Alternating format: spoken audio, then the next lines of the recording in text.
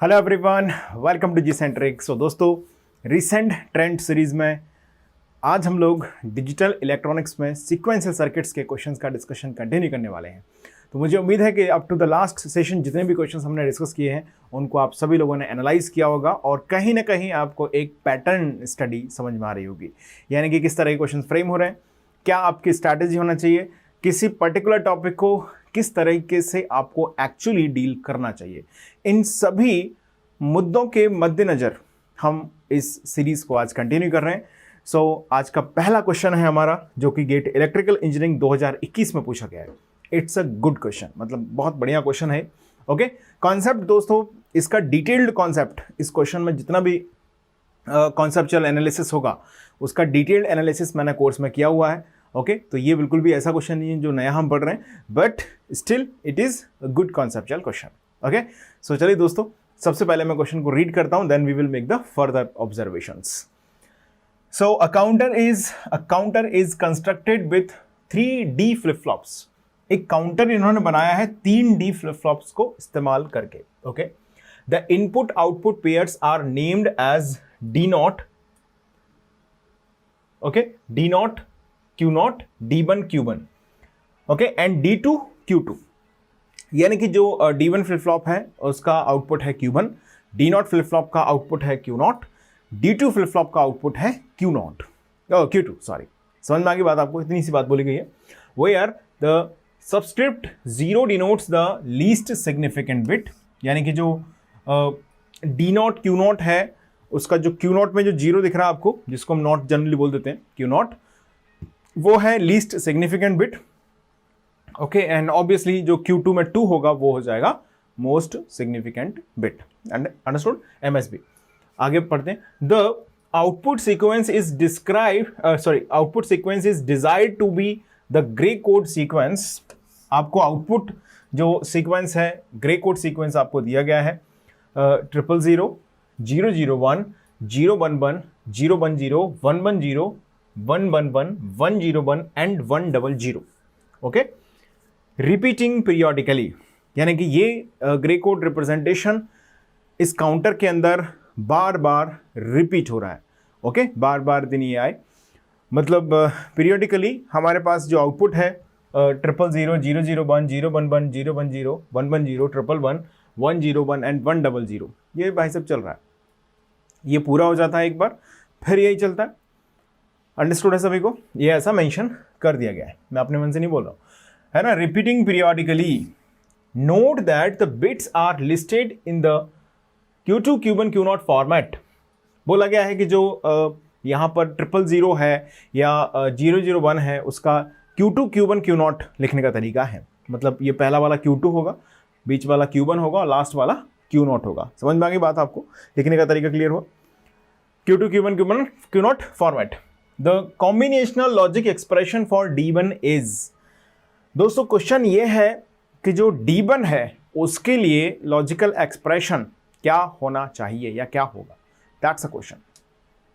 मुझे अब इतना समझ में आ गया है कि क्वेश्चन सभी को क्लियर है और ये क्वेश्चन किस टॉपिक से है ये भी क्लियर है।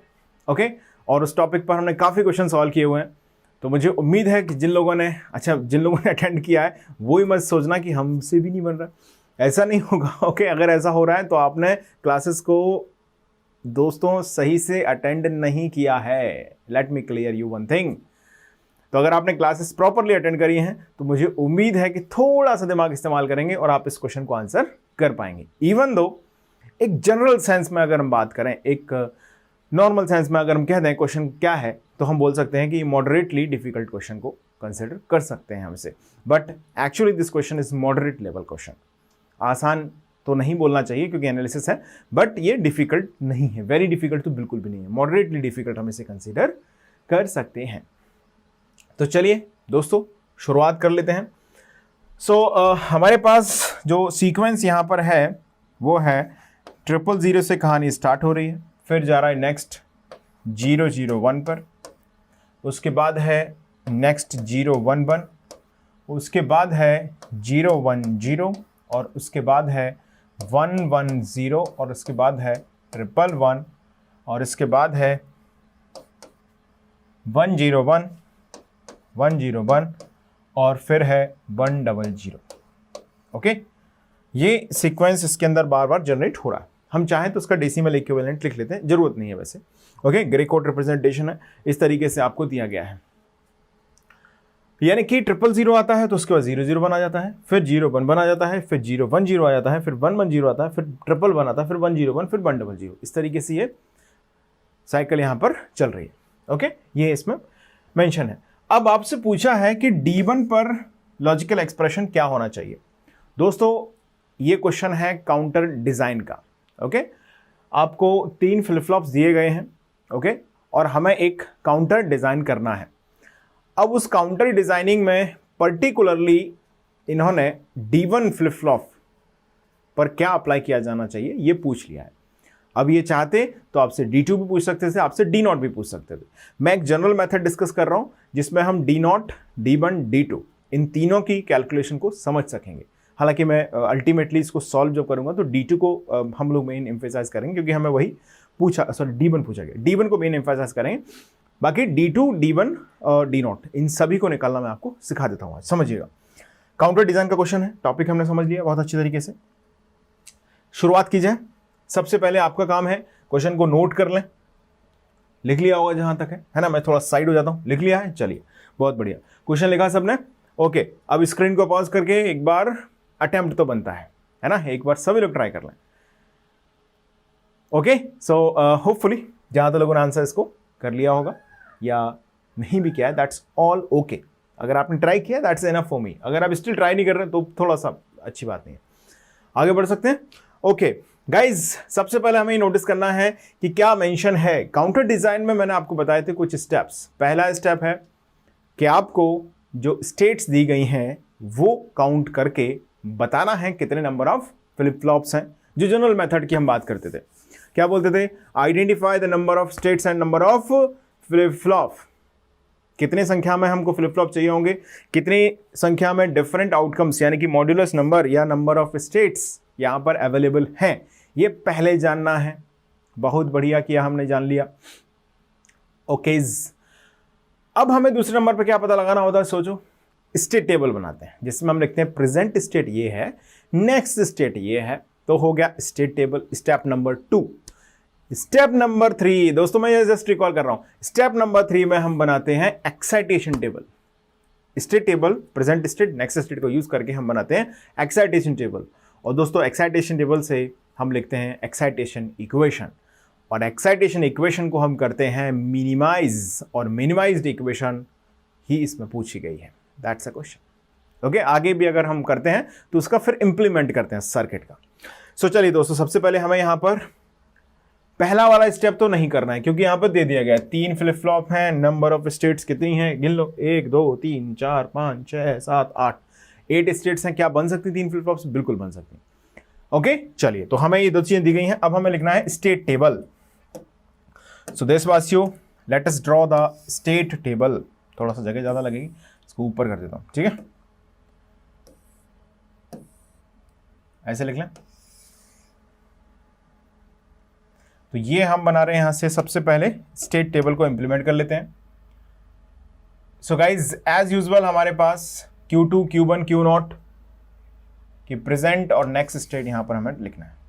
Q2, Q1, Q0, Q2, Q1, Q0, present state, next state.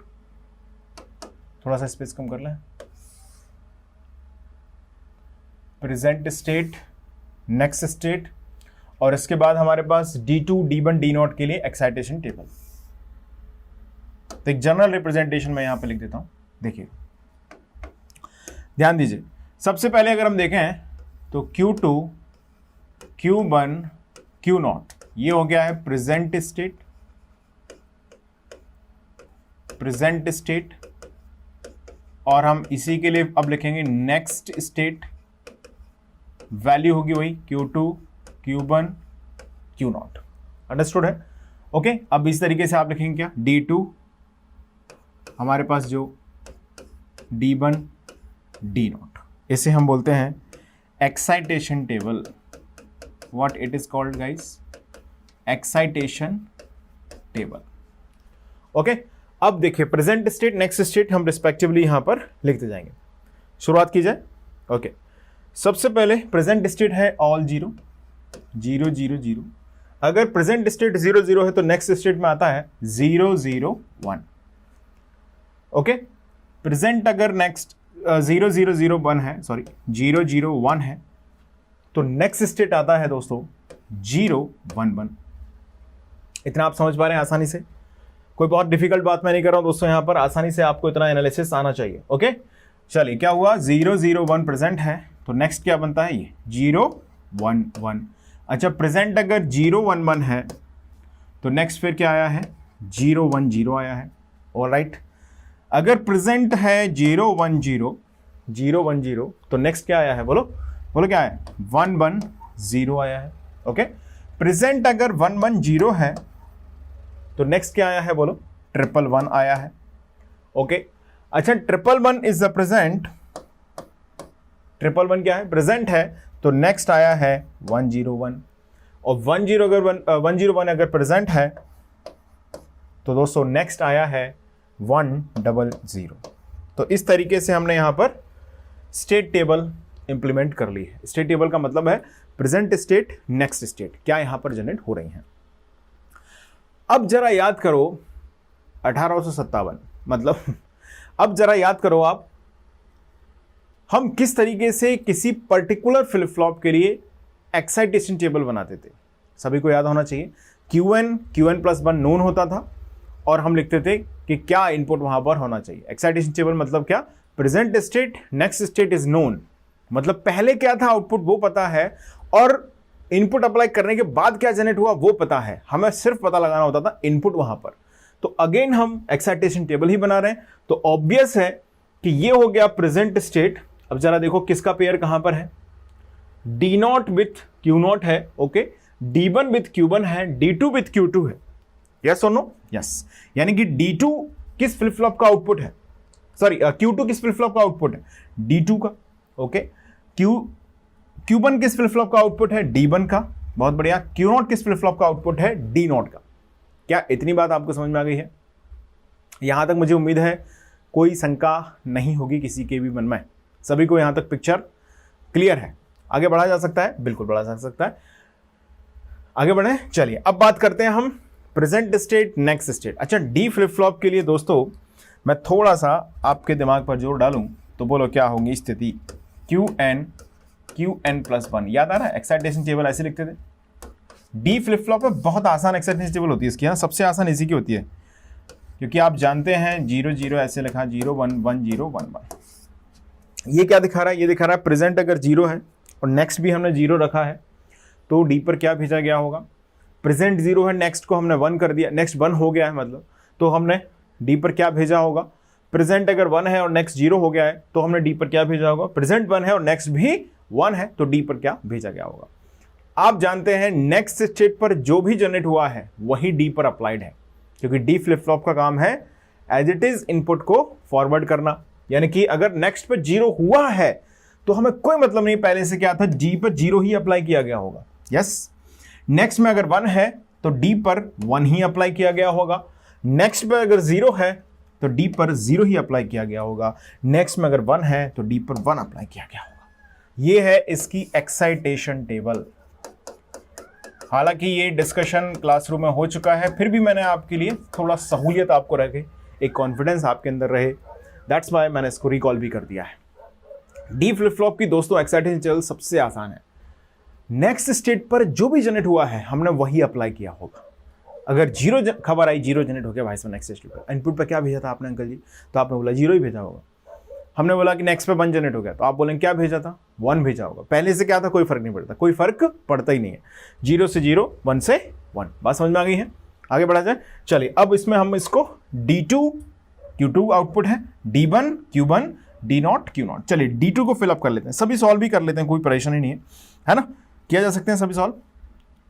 Okay, हालांकि D1 पूछा गया, एग्जाम में आप D1 ही करेंगे, मुझे आपको एक्सप्लेन करना है, थोड़ा सा कॉन्सेप्ट को रिलेट करना है, दैट्स वाई मैं D2 D1 D0 के लिए सॉल्व कर रहा हूँ, बट एग्जाम में आपको सिर्फ D1 को सॉल्व करना है ना, D2 D0 को जरूरत नहीं है सॉल्व करने की। चलिए समझ लेते हैं। ओके, सो नेक्स्ट स्टेट को क्या मैं एच लिख दूँ यहाँ पर, प्रेजेंट 0 है, नेक्स्ट 0 है, तो आउटपुट क्या आएगा, 0 आएगा। प्रेजेंट 0 नेक्स्ट भी 0 तब भी 0 आएगा, प्रेजेंट 0 नेक्स्ट 0 फिर भी यहाँ 0 आएगा, 0 ये 1 है तो ये 1 आएगा, प्रेजेंट 1 है नेक्स्ट 1 है, प्रेजेंट 1 है नेक्स्ट 1 है, प्रेजेंट 1 है नेक्स्ट भी 1 है। इतनी बात समझ में आ गई सभी को? यहां तक मूलभूत अवधारणा में कोई भी शंका नहीं होना चाहिए, समझ में आया सभी को? चलिए अब आते हैं D1। बताइए Q0 सॉरी Q1 0 से 0, हमें हालांकि सिर्फ ये लिख देना है, मुझे समझ पा रहे हो क्या लिखना है? 0 ये वाला 1 ये वाला 1 ये वाला 1 और अब ये 1 ये 0 ये 0। इतनी बात समझ में आ रही है? ओके अब बोलो D0 सिर्फ ये 1, हालांकि देखो आप प्रेजेंट 0 था नेक्स्ट 1 हो गया, हमें जानते हैं D में नेक्स्ट अगर 1 हुआ है तो D पर 1 ही भेजा गया होगा। 1 1 ये 0 ये 0 ये 0 ये 0 ये 1 ये भी 1 ये 1 ये भी 1 ये 0 ये भी 0। Alright, D2 D1 D0 excitation table हमारे पास आ चुकी है।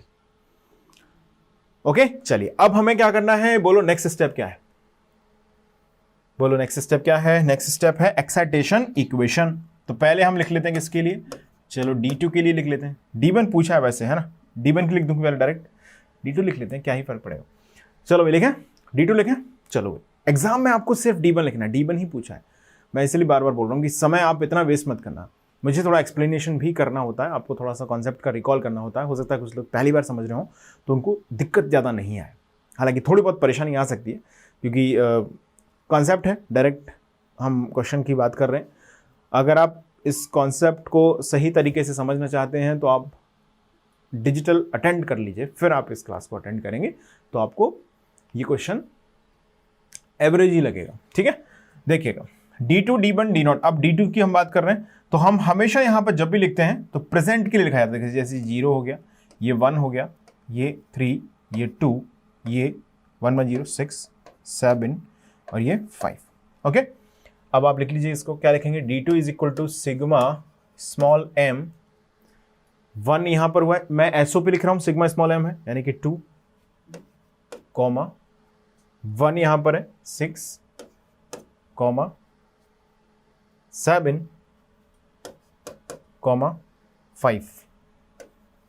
इतनी बात समझ में आ रही है सभी को? ये जनरेट हो गया। ओके 2 6 7 5 D2 जनरेट हो गया है दोस्तों। अब आप इसे के मैप पे सॉल्व कर लेना, मैं सॉल्व नहीं करना के मैप से, ठीक है, मैं अब सिर्फ D1 को सॉल्व करूंगा। सिग्मा स्मॉल m क्या दिया है बोलो? D1 यानी कि यहां पर 1, फिर दिया है 3 1 3, नेक्स्ट क्या दिया है 2, नेक्स्ट क्या दिया है 6। इतना सही लिखा है? ओके नेक्स्ट हमारे पास है D, चलो D1 को सॉल्व कर लेते हैं, D1 पूछा ही गया, के मैप से बनाना पड़ेगा इसको, यस और नो? बिल्कुल के मैप से सॉल्व होगा। हमें इसको सॉल्व करना है फॉर D1 और यहाँ पर जो वेरिएबल टर्म है Q2 Q1 Q0 3 है तो 2/4 का के मैप बनेगा दोस्तों, बिल्कुल 2/4 का के मैप यहाँ पर हम कंस्ट्रक्ट कर देंगे like this. So here it is Q2, यहाँ लिखा Q1 Q0 और ये मैं लिख रहा हूँ किसके लिए? D1 के लिए। फिलअप कर लेते हैं इसको, यहाँ 0 आएगा, यहाँ 1 आएगा, यहाँ 0 0, यहाँ 0 1, यहाँ 1 1, यहाँ 1 0। सही लिखा है? ओके अब हम SO पे लिख रहे हैं, सीधा देखिए सिग्मा स्मॉल m 1 1 यानी कि 0 1 2 2 3, इतना सही है। 4 5 6 7 तो 6 यहाँ पर, ठीक है। इतना हमारे पास कॉम्बिनेशंस बन चुके हैं। बात समझ आ रही है यहाँ तक? कोई कंफ्यूजन गुंजाइश नहीं है। अब आपको क्या करना है? सेल्स को कंबाइंड करना है। तो आप जानते हैं के मैप में हमारी पहली प्रायोरिटी होता है ऑक्टेट, है ना, 8 सेल्स का कॉम्बिनेशन, क्योंकि ऑक्टेट के अंदर 3 वेरिएबल एलिमिनेट हो जाते हैं किसी पर्टिकुलर मिन टर्म से। क्वाड से 2 एलिमिनेट हो जाते हैं, यानी कि 4 सेल्स का कॉम्बिनेशन है क्वाड, और पेयर है 2 सेल्स का कॉम्बिनेशन, इससे 1 वेरिएबल एलिमिनेट होता है। हॉरिजॉन्टल वर्टिकल सेल्स को कंबाइंड किया जा सकता है नियर बाय।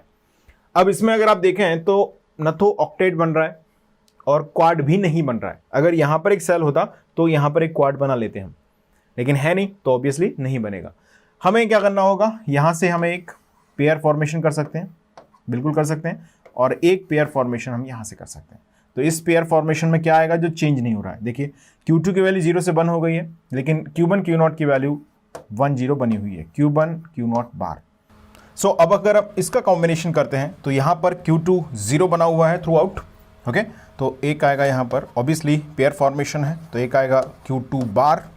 और अगर हम Q1 Q0 में देखें तो Q1 जो है वो 0 से 1 हो गया और Q0 1 से 1 बना हुआ है, मीन्स सिंपली आप बोल सकते हैं Q0, ओके। तो फाइनल हमारे पास जो रिप्रेजेंटेशन आएगा गाइस, ये हो जाएगा finally D1 equal to Q2 bar Q0 plus Q1 Q0 bar. ये डायरेक्ट यहाँ पर रिप्रेजेंटेशन हमारे पास जनरेट हो जाएगा, ओके। समझ पा रहे हैं आप लोग? सो इस तरीके से हम इसको आंसर कर सकते हैं। चलिए ऑप्शन देखते हैं कौन सा सही होगा। Q2 bar Q0 plus Q1 Q0 बार। फर्स्ट ऑप्शन है Q2 Q1 प्लस Q, ये फर्स्ट नहीं है, सेकंड नहीं है, and the third option is Q2 bar Q0 plus Q1 Q0 bar. So option C will be the right answer of this question, okay. अब आपके दिमाग में एक चीज आ रही होगी कि सर इसको हम बुलियन अलजेब्रा से भी कर सकते हैं क्या? बिल्कुल, आप बुलियन अलजेब्रा का यूज करके भी इसको आंसर कर सकते हैं। जैसे मान लीजिए मैं सिर्फ D1 पूछा गया है, तो D1 को मैं आपको बुलियन अलजेब्रा से दिखाता हूँ कैसे होगा। देखिएगा D1 इक्वल टू हमारे पास क्या है, देखिए D1 is equal to Q2 Q1 Q0। इसमें अगर मैं D0 को देखूं तो पहले वाले सेल कॉम्बिनेशन में, सॉरी D1 लिख रहे हैं, सॉरी, इसमें ये 1 है, तो यहाँ पर SOP फॉर्म में यूज़ कर लेता हूँ, ओके। तो यहाँ पे क्या आएगा बोलिए, Q2 बार, या नेक्स्ट स्लाइड पे लिख देते हैं, चलिए ठीक है, यहीं Q2 बार Q1 बार Q0 बार प्लस, ओके, कितना आएगा, प्लस, हाँ जी, प्लस नेक्स्ट में जो है फिर से 1 है, I am sorry, Q2 bar Q1 bar Q0, ये आ गया, प्लस Q2 बार Q1 Q0, ये वाला आ गया, plus Q2 bar Q1 Q0 bar, okay, and the last one Q2 Q1 Q0 bar plus Q2 Q1 Q0 बार। क्या इतना representation समझ में आ रहा है सभी को? फर्स्ट वाले सेल का हमने लिखा 0 0 1 है, तो Q2 बार Q1 बार Q0, ओके। सेकेंड वाले का हमने लिखा 0 1 1, यानी कि 0 1 1 Q2 bar Q1 Q0, and इस वाले का 0 1 0 Q2 bar Q1 Q0 bar, and the last one Q2 Q1 Q0 बार। हमारे पास ये रिप्रेजेंटेशन आ गया। अच्छा, 3 वेरिएबल का टर्म है, तो क्या हम इसको मिनिमाइज कर सकते हैं? बिल्कुल आसानी से कर सकते हैं। चलिए देखिए क्या क्या कहाँ पर कॉम्बिनेशन पॉसिबल है और क्या कुछ कॉमन हम ले सकते हैं। देखिएगा, जैसे मान लीजिए अगर मैं फर्स्ट 2 को कंसिडर करता हूँ, तो इन दोनों में देखिए एक तो Q2 बार है, बिल्कुल यहाँ भी Q2 बार है, यहाँ पर Q1 बार है, यहाँ पर Q1 है, ओके। Q0 यहाँ पर है, यहाँ पर Q0 है। तो गाइज इन 2 में से मुझे बहुत क्लियरली यहाँ पे दिख रहा है कि हम Q2 बार Q0 को ले सकते हैं common.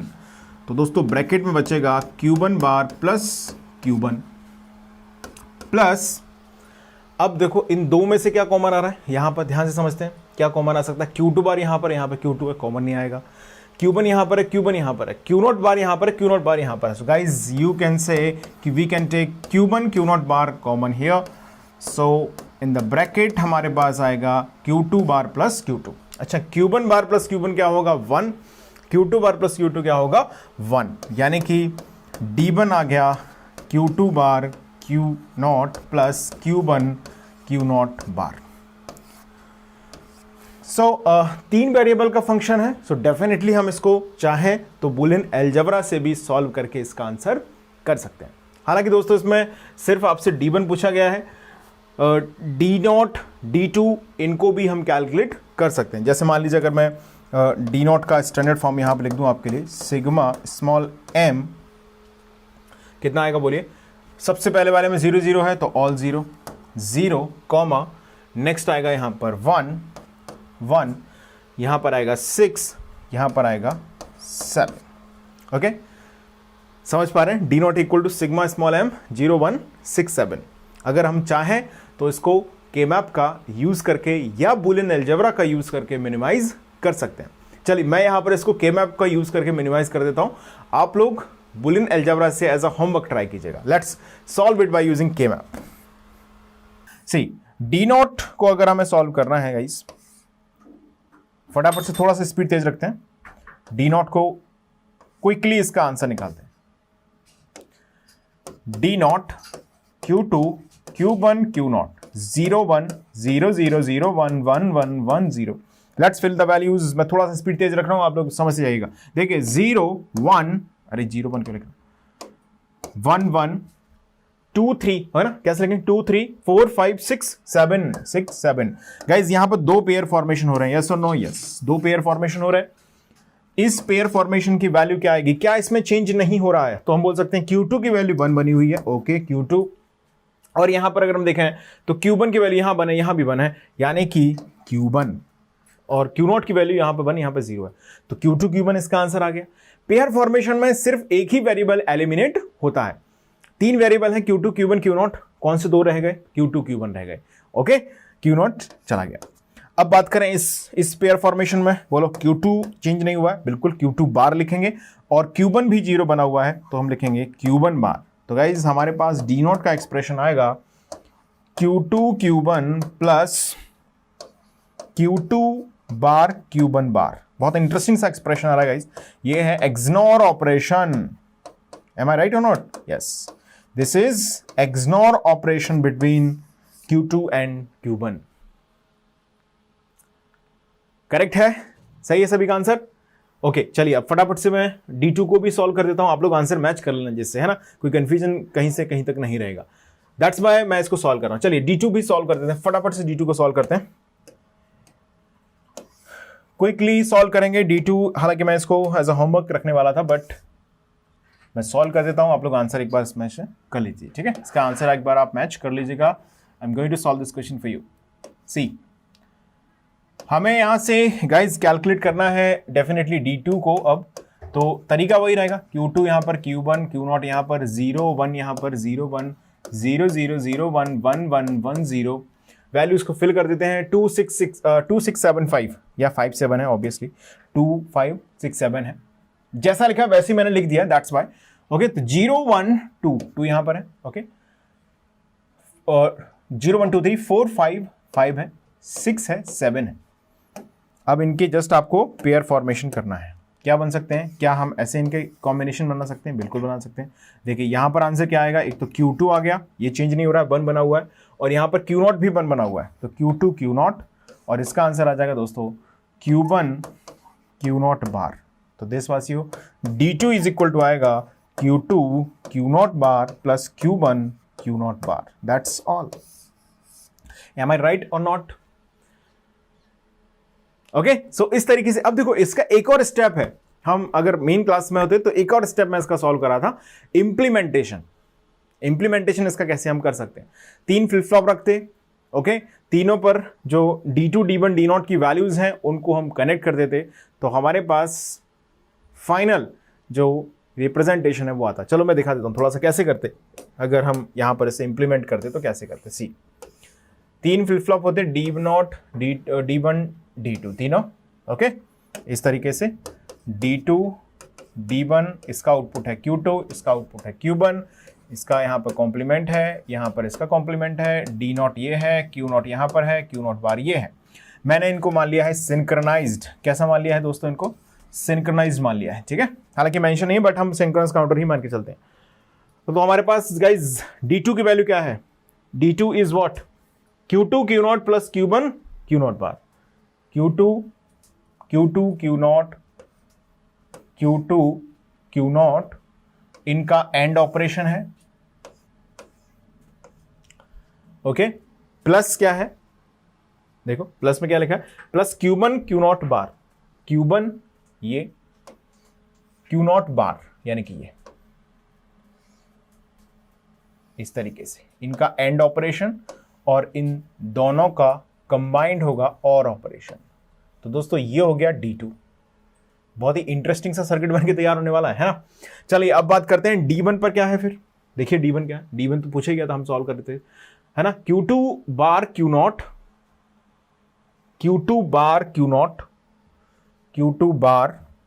Q2 bar okay, Q naught, this is Q naught, this is Q naught, इन दोनों का एंड ऑपरेशन, थोड़ा सा मैं एंड गेट छोटा बना रहा हूं, ठीक है, प्लस साथ में और operation with what, Q1 Q not bar, Q1 ये है, Q not bar again, no way, हाँ Q नॉट बार, पहले Q2 बार Q नॉट है, Q2 बार Q नॉट है ये, ठीक है, ओके, हाँ सही है। और अब आ गया Q नॉट बार यहां से, all okay, Q not bar यहां से आ गया with what, Q1, I think yes Q1, with what Q1, where is Q1, चलो यहां से जोड़ते हैं इसको, यहां से गया ये है ना, Q1 बार ये जनरेट हो ही रहा है, यहां से डायरेक्ट इसको मिला देते हैं, इसको और गेट पे भेजा, ये जनरेट हो गया, ठीक है, इस तरीके से। अब डी नॉट क्या बच गया, डी नॉट बच गया कुछ एक्सनॉर है ना, D not is what, XNOR of Q2 Q1, where is Q2 guys, here is the Q2, ये गया Q2 और ये गया Q1, इसका एक्सनॉर हुआ, ये भेज दिया डी नॉट पर, ये सर्किट बन गया। हम इसको थोड़ा इत्मीनान से बना सकते थे तो बहुत सिस्टमैटिक सा दिखता, बट इट्स ओके, हमने कॉन्सेप्ट इसका समझ लिया है, हालांकि ये सब पूछा भी नहीं गया था, तब भी मैंने थोड़ा सा आपको एक अंडरस्टैंडिंग के पॉइंट ऑफ व्यू से एक्सप्लेन यहां पर कर दिया। सो एक छोटा सा अनाउंसमेंट है, then we will complete the today session. Digital electronics is available at Gcentric application at very affordable fee structure, just of 299 rupees, and along with the welcome 10 code you may also get the further discount. okay, तो आपको इसे अभी तक अगर आप confident नहीं है in this subject तो बिल्कुल आप इसे सब्जेक्ट को इसको ज्वाइन करना चाहिए। प्राइस बहुत कम है तो ऐसा बिल्कुल भी नहीं है, क्वालिटी वाइज कॉम्प्रोमाइज़ किया गया, मैंने इसे पढ़ाया है, देखो फोटो लगा हुआ है मेरा, ओके और बहुत सिस्टमैटिक है, कहीं भी सब्जेक्ट को जबरदस्ती खींचने की कोशिश नहीं की गई और कहीं भी सब्जेक्ट को अननेसेसरली उसे सिंक करने की भी कोशिश नहीं की गई है, बहुत सिस्टमैटिक और सधा हुआ सब्जेक्ट वहाँ पर आपको मिलेगा। तो उलूल जुलूल कुछ भी डिस्कशन नहीं किया गया, बहुत to the point examination point of view को ध्यान में रखते हुए सारा डिस्कशन मैंने वहाँ पर किया है। और आप अपनी संतुष्टि के लिए पहले यूट्यूब पर जाएं और वहाँ पर अपनी क्लासेस को पहले अटेंड करें, डिजिटल की क्लासेस वहाँ पर अवेलेबल हैं, कंप्लीट कोर्स की बहुत सारे लेक्चर्स अवेलेबल हैं, तो वहाँ से एक आपको अंडरस्टैंडिंग होगी प्लस एक आइडिया लगेगा कि इसे ज्वाइन करना चाहिए या नहीं करना चाहिए। So that's all for the today session guys, let's meet in the next session where we will talk about that some more questions based on the sequence circuits concept. That's all for the today session. Thank you so much for watching.